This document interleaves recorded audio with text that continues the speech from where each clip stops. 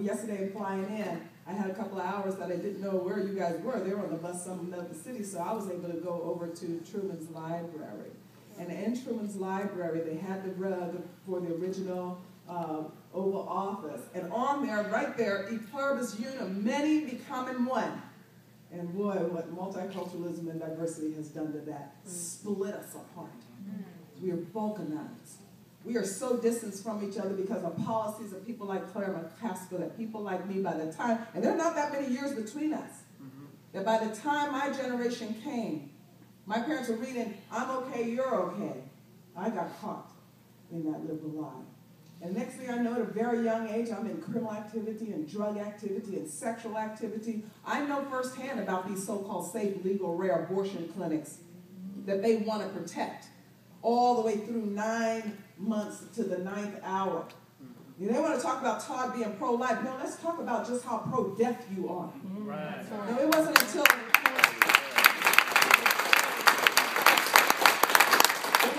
after I went into one of their so-called safe, legal, rare clinics 4 times that I had a gut instinct way down deep inside that there has to be something wrong with killing the offspring. I mean, maybe the feminists aren't right on this one. They want to say that we just declare a war on women. No, you declare a war on women in the 60s with your sexual revolution, and you destroyed marriage, and you destroyed the concept of marriage. By the time I had made that decision that I wasn't going to abort again, grown weary, but yet still sexually active and not married, I was pregnant again, and this one I birthed, and I ended up on welfare. Oh, I know they're lying. I know that if you send her back there, it will continue to destroy not just people like myself, but the hundreds of thousands that have now bought into this lie. It wasn't until after a Christian conversion that I just changed my life. Went back to school, got a degree in business, and started running.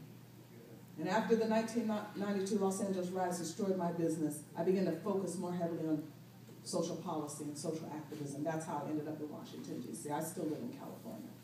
My home is in California, but my heart is in Kansas City. It's in St. Louis. It's in Compton. It's in Carson. I knew we needed people in Washington, D.C. that started looking at the core values of this society and this country so that we can rescue the least of these, so that we can get into the heart of where liberalism has had a stronghold for 50 years and start trying to undo the damage that they have done. And it's underappreciated that in the 60s, when they started the social engineering, black families were intact. 70% of black children were raised in married households. Yes. Today, 70% of black children are raised in single households. And the pathologies that we see in these ghettos, this is the direct result of McCaskill's policy. You know, I said in my column when I wrote about Todd Akin, I said, if you want McCaskill, then we don't even need her physically there. All we need is Apple to develop an app that says liberal, and we'll just put it on our iPads and just point that if you want more of the same. That's liberalism. And it's destructive. And these people need to go free. And when I went to Washington, I went there because I believe in traditional values. Choice loses its meaning if it doesn't matter what you choose. Free markets. Profit is good. Yes. It creates the engine for us to build jobs and opportunities for others. Limited government. The role of government is to protect our private property, our pursuits, not to plunder them, not to exploit them. Right. And this whole model of redistribution of wealth is inconsistent with the founding of this country.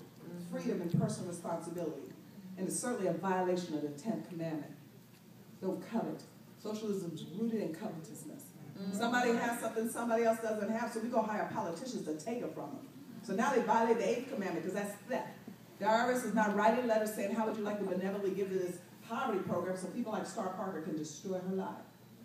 No, we need people in Washington that represent the interests of this country, the foundation of this country, that believe in American exceptionalism. My life story embodies American exceptionalism. Anyone from any background, any ethnicity, even if you just need to start over and be born again, you can do that in this country. That's right.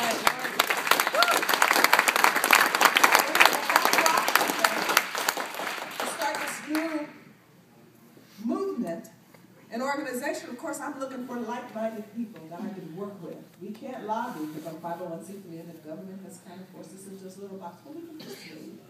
We can work with. We can counsel. We can consult. And I met Todd Akin. And my goodness, you talk about a heart-to-heart meeting. You talk about meeting someone who understood absolutely everything that I was desiring to do for the least of those. The ones that we've destroyed because of this social engineering that has gone on for so long that we are now pouring $400 billion a year in these poverty programs that most people can't even name one. And if they name one, they can't name one working. We want to start reducing the size and scope of government. Why don't we start with these housing projects? Why don't we allow people to live free?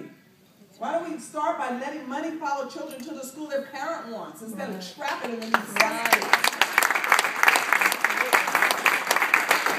And what I found in Todd was that although he represented a district that he even took me to, he introduced me to his family and friends so that they could meet me, and because his heart passion was right where my heart passion was, Kansas City and St. Louis. It wasn't his district, but I'll tell you one thing. He understood that lady of liberty that says, give me your tired, your poor, your huddled masses yearning to breathe free. He knew what needs to be done in this country, and he knows what needs to be done in this state, and he knew what needed to be done in those pockets that are bringing the rest of the state down.